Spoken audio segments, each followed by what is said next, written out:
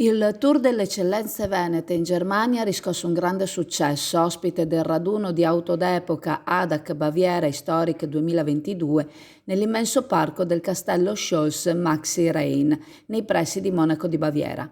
Un raduno che ha visto l'esposizione di oltre 7.000 auto d'epoca e un afflusso di oltre 20.000 visitatori e nel quale il Veneto è intervenuto con una mongolfiera brandizzata Veneto Velendo Venice, accompagnata da stands e attrazioni.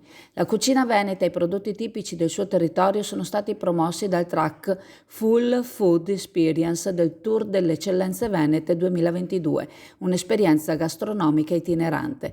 Il taglio del nastro è stato fatto dal direttore del turismo dell'ADAC, Jun Beck, e dall'assessore al turismo della regione Federico Caner, oltre che dal presidente del Consiglio regionale Roberto Ciambetti. Ideatore del tour itinerante delle tipicità venete Paolo Caratossidis, accompagnato dal presidente dell'Asolo Prosecco e dal papà del gnocco. L'offerta gastronomica gourmet è stata gestita da Cultura e Cucina, l'associazione di promozione culturale e culinaria, e non sono mancate le degustazioni dei prodotti del territorio.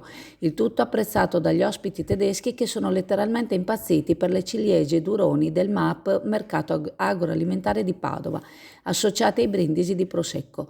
Un grande successo anche dell'insalata di gallina padovana in saor, degli gnocchi, della carne secca equina e dei panificati.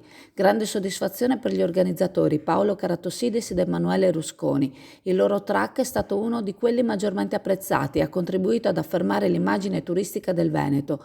Ora si comincia a pensare alle prossime date, la più imminente a settembre a Verona in occasione del World Tourism Event alla Grande Guardia in Piazza Bra.